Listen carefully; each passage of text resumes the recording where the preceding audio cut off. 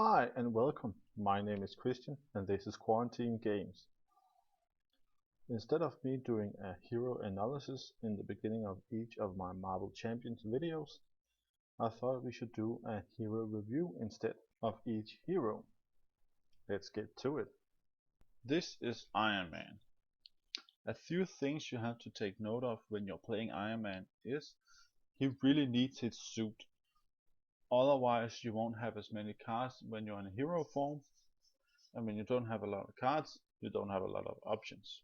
So you want to stay in alter ego mode for as long as possible until you get a couple of suit pieces. That also means that you're pretty much a non-factor in the early game, which means that your teammates has to pick up your slack. But when you're suited up, you're probably the best hero out of them all.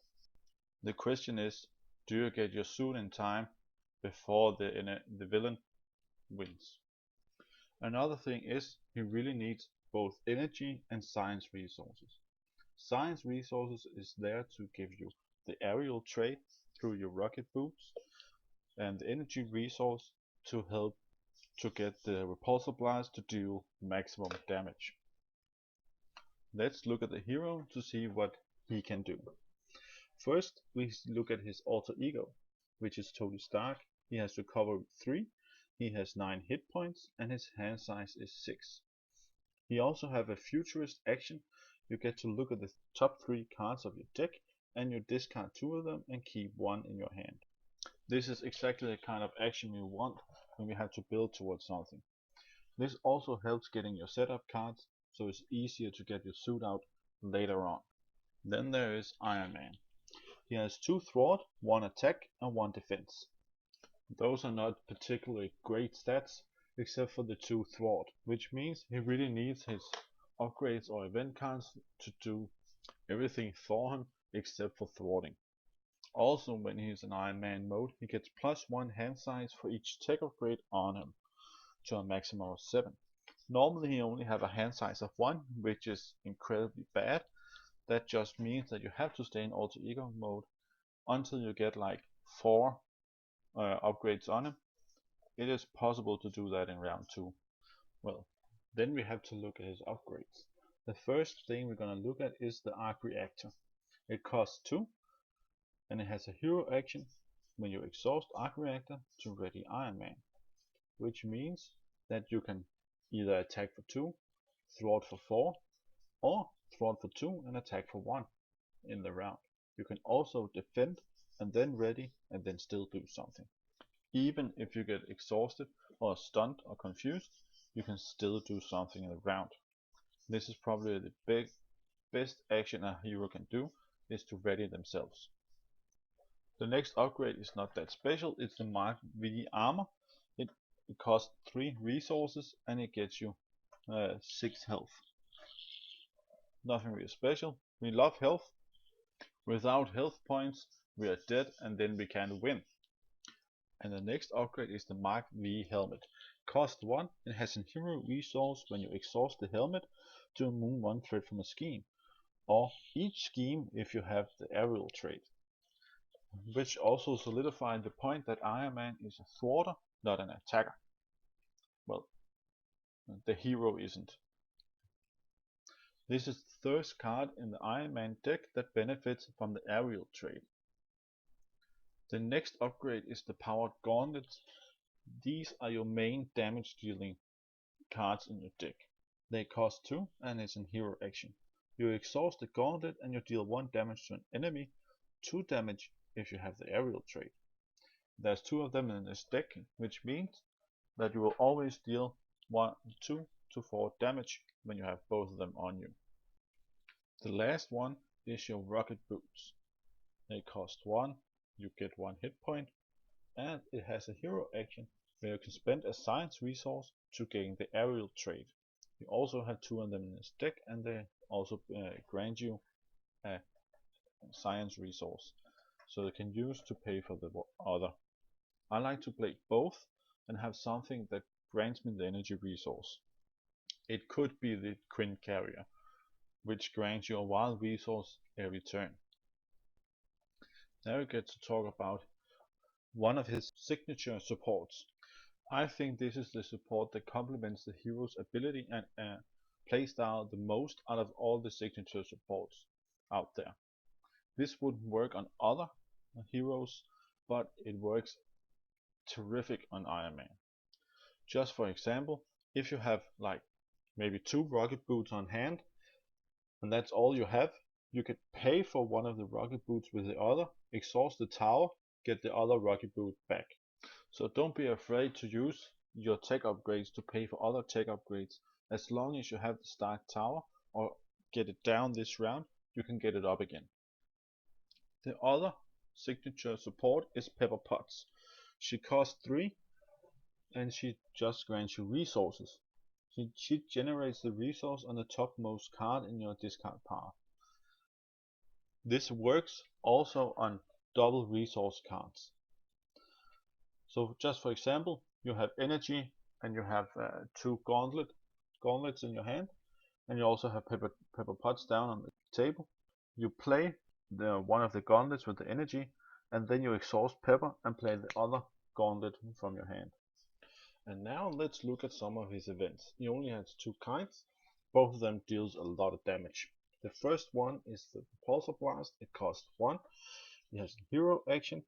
You deal 1 damage to an enemy and discard the top 5 cards of your deck. And for each energy resource printed on the card, you deal 2 additional damage, which means that this card can deal a maximum of 13. 4 cards with 1 energy resource and the energy resource card.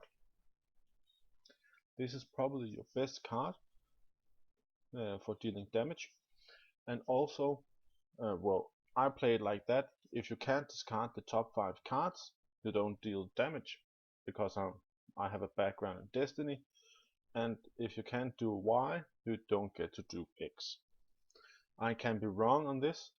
That restriction definitely makes it a little bit harder to play that card. If you build your deck around the energy resource, this card is gonna hit for like 9 on average. If you don't, it's gonna hit like 3 to 5 damage. As I said, the other event is also a damage dealing card. It costs 2 and it's called Supersonic Punch. It's a hero action. It deals 4 damage to an enemy, 8 instead if you have aerial, which means on average this card will be a little bit better than Repulsor Blast, unless you build your deck toward the energy resource, which makes the Repulsor Blast so much better. There's also the thing that when you enter your deck you get an encounter card and so forth, which Supersonic Punch doesn't. It's just good no matter what. It also bends the curve a little bit for damage per resources, because you're paying technically 3 resources to deal 8 damage, and the curve is 2 damage per resource spent, which means you get 2 additional damage for the 3 resources. Ironman also has a signature ally, and that is War Machine. He costs 4 and he has 2 attack and 1 thwart. He takes 1 consequential damage for each of these basic powers, and he has 4 health.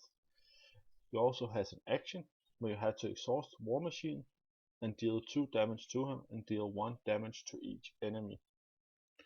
First off, I don't think War Machine is that particularly great, because it has an arrow in his action, so you have to deal the 2 damage to him to deal 1 damage to each enemy, which means the second time you do it, you don't get to, because then he's dead. And also incredible that you have to pay 4 to do the same as Squirrel Girl, and she only costs 2 resources instead of 4. But I can see the use for War Machine against Ultra. Against every other villain, he's not particularly good, unless there's a lot of tough status cards, which Claw also have a lot of. But again, I think your resources are better spent on other things than War Machine. Not all cards can work towards your goal, which is building the suit. and you have a lot of really good cards. So having one card that's kind of situational but still fine is not that big of a problem. When we look at Ironman's resource chart, you can see there's pretty much a balance between the three resources, and his cards are not that expensive. Most of them cost 1 or 2, which makes him a cheap hero to get a lot of damage and a lot of thwart out of him. I won't recommend playing Ironman in solo because he has a big problem in the early game when he has to get his suit up, and you can lose before you get your suit. That means you have to take some suboptimal turns where you might even have one part of his suit or maybe 2 parts.